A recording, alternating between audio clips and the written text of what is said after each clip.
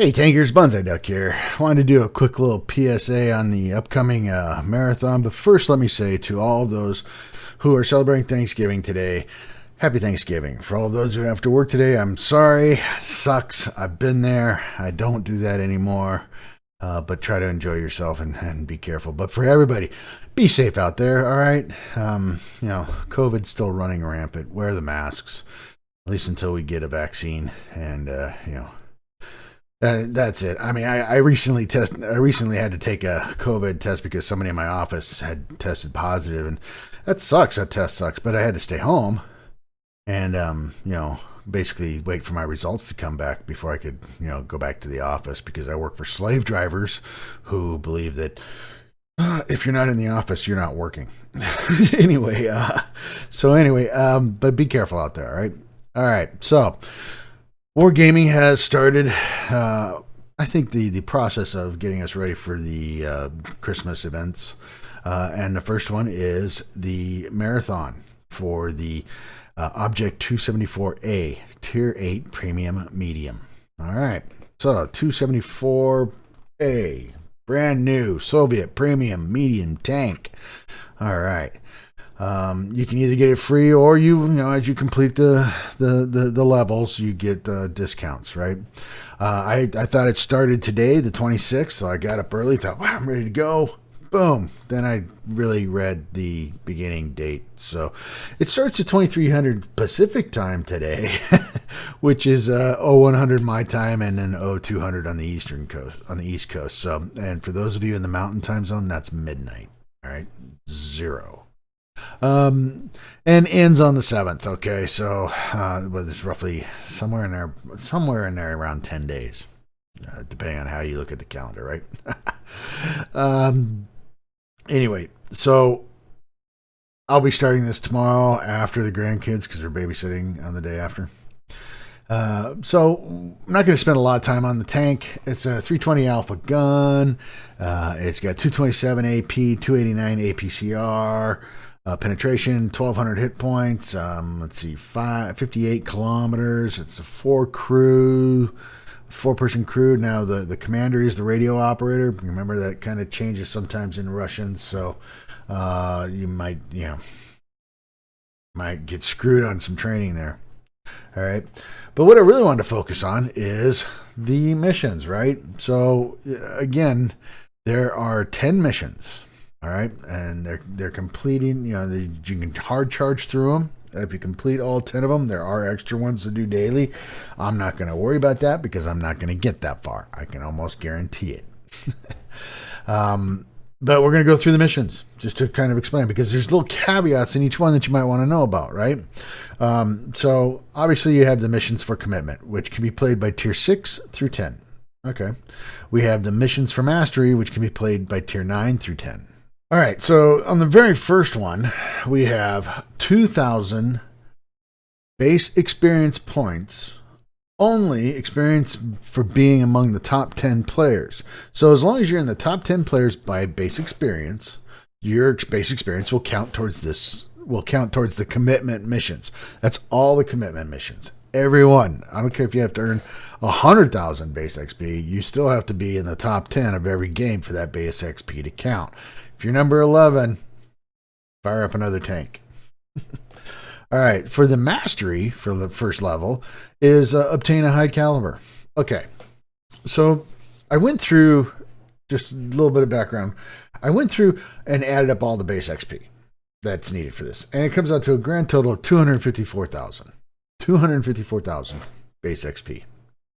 My average base XP, according on my NA account, is like 615 per game. All right. Now that vacillates, obviously, depending on tanks, and we'll get into that a little bit later. But according to their stats right now, it's 615 per game. That calculates out to me having to play 413 point, so 414 games at an average, or that have to be 615 or higher. And I have to be in the top 10 of each one of those games. 414. That breaks out again over 10 days to 41.4 games. So 42 games a day. that I have to do this, that I have to be at this level. So that's a lot of games for a guy like me who generally I don't play every day. And when I do play a marathon session for me, whether it's streaming for 4 hours or whatever, I'm averaging somewhere in the neighborhood of 30 games, maybe 30 games, 20 to 30 games, somewhere in there. So that doesn't calculate right for me. Plus, I have a life and I work, and I'm not going to be able to play 42 games a day. That's not even counting my EU account, which I'm working on, and I really want to try this marathon over there. So then now you start adding more games, and plus my base XP average over there is less. I don't have certain tier 9, tier 10 tanks. It's a whole different world. So right from the get-go, I have a pretty good idea that I am not going to be able to complete this mission and get this tank for free. Sucks to be me, I guess. Anyway, but I can maybe manipulate this a little bit to my advantage, right? So here's what I'm thinking. So if the mission for commitment is tier 6 through 10, and the missions for mastery are tier 9 and 10, obviously on my NA account, I want to play a lot of 9s and 10s. I want to play mainly 9s and 10s. Just so I can hit, I'm tripping either one, right? That just makes sense, right? I can't do that in my European account because the highest tank I have is a tier 8. So I'll be grinding a lot of low games over there on EU. But over here, I have a lot of tier 9s. I have a lot of tier 10s. I can play the numbers to my advantage. Okay. So, the first mission, like I said, is 2,000 base XP as long as you're in the top 10 or 1 high caliber. No, that's possible in either one. Okay. At least for me. This is all for me. There are guys out there that are way better than me, and you'll probably just cruise right through this. Congratulations if you do. Here's to you. But for me, the average Joe, this is what it's going to take for me, and I'm being honest, So the next tier 2, level 2 is 5,000 base XP. That's a chunk of change. Or cause at least 3,500 HP of damage once, which means in one battle. Okay. Be among the top 3 players on your team by damage cause. So in one battle, I've got to do at least 3,500 and be in the top 3 by damage caused. Okay, again, makes perfect sense. I can do that. I've had games like that. My E3, I've done that, right? But that's a chunk of change you gotta break out. Plus, everybody else is out there going totally bonkers trying to do this thing, right? So again, another reason to play 9s and 10s. Level 3, 9,000 base XP is the top 10. Okay, or earn at least 800 base experience points 4 times. Again, totally doable. Totally doable. All right. 800 base XP points 4 times in a tier 9 or 10. Okay. So in the first 3, it's doable either way. All right. We get to number 4, 17,000 base XP experience. Oh, as long as you're top 10. I mean, my goodness. Went from 9 to 17. Why didn't you just double it? Okay. Or finish the battle as the top player on your team by experience earned 7 times. I know that ain't going to be me. I just know it isn't going to be me. I may be in the top 3. I may be in the top 2. I may be the top 1 at times, but I'm not going to do it 7 times. And by the time I did that 7 times, I'd probably have this completed. All right, so 5, 30,000 base XP. 30,000 base XP. That's, again, another chunk of change. Or obtain high caliber 4 times. I'd probably get the 30,000 done before I got the 4 high calibers. Just being honest. 32,000 base XP for level 6. Or finish a battle as top player on your team by damage caused 18 times. Again, probably not going to do that. And by the time I did complete that, I'd already have the 32,000. But again, this is tier 10 through 8s. Does it mean that I should play my tier 9s on 10s all the way through it? I should play them, but I can throw 8s in because I know that this is what I'm grinding for, right? On tier 7 or level 7, 32,000, or finish the battle as the top player on both teams. We'll just scratch that right there. By experience earned. Possibly, yes, but 11 times before I complete 32? I don't know. All right. Tier 8, or level 8, 37,000 base XP. Or finish the battle as top player on both teams. By damage, cause 15 times and cause at least 3,200 HP of damage in each battle. Yeah. So again, this opens up the tier 8s because there's no just no way in hell I can do that 15 times. I'm not that good. All right. Tier 9, 40,000 base XP points. All right. Or finish the battle as top player on your team by damage 27 times. Okay. So I think we decided probably from tier 6. Yeah, probably. Let's see. What was tier 5 again? 4 high calibers. Yes. From tier 4 probably on will be tier 8s, 9s, and 10s for me. To be honest with you. All right.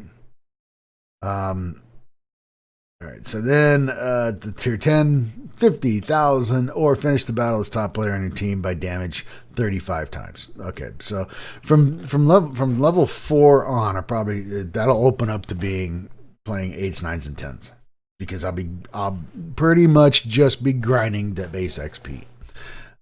So that kind of gets me thinking here, right? So I went and started looking at my tanks, right? Damn mouse. All right, if we just open it up to tier 8, 9, and 10. All right, and we sort all those by my experience per battle. What are my top tanks? All right, I just recently got the GW Tiger P. Only played one battle in it, so that's not going to work.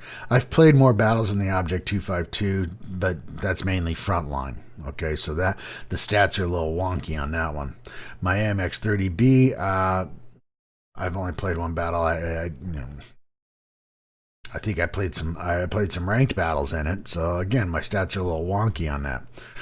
If we get down into the meat of the tanks, it looks like the 53 TP, which is a tier 8, is my number 1, right? Okay, I mean I've played 32 battles out of it in it, and I have an average XP of 1,019. So that's a tank I want to remember. All right, I tend to play that one fairly well, and it does play. I enjoy it. All right, so now we got to start looking. What do we have else? I don't know. What do we have in my tier 9s? I mean, oh damn it, what do we have for my tier 9s? All right, as we start expanding the list a little bit and we start breaking it out, the 257, 855, not bad. Only 91 battles in that. Let's see, what's another tier 9?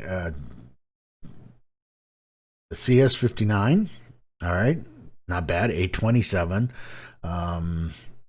Let's just take out my tier 8s here because we'll go back to that. Let's see. So now we start getting into just the tier 9s. The 30B, the 705, 882. Okay, so as we can see, I have quite a few tier 9s that I can get fairly better than what Wargaming's my Wargaming average is in base XP or experience earned, right? So that's where I see that I'm going to have to play a lot of 9s in order to complete both sides. After level 4, it makes sense to bring the 8s in because there's no way I'm really going to complete the 9 and 10 mission. So, as normal, as you progress, you can get a discount on the sale of the tank. I have a feeling I'll end up buying the tank. The question is which server will I buy it for? I could really use another premium over on my EU account. But then again, I do most of my content based on my NA account, so we'll see. But anyway, it's something to think about. I think it's whether you want the tank or not. I think it's always fun to just kind of put a challenge against yourself. I enjoy putting a challenge against myself. That's why I try ranked battles when it comes out, because I enjoy the challenge. I get frustrated with myself, but I enjoy the challenge. I really, frontline, I enjoy the challenge to see if I can get through that. This is just a grinding fest, right? The problem is that, they make it, for the average player, they make it impossible. Not totally impossible, but I want to say, in the 75 to 100% area, somewhere in there, 75 to 99% area, it is impossible to complete fully. You're going to get up there. I think the highest I've ever gotten since they started these types of marathons is the level 6. But you're going to get up there and get it at a discount. So, again, just a little quick PSA. Just wanted to kind of break those out for you. I hope you all have a great holiday. Enjoy the weekend. Enjoy the grind. And I'll catch you later. This is Bonsai Duck out.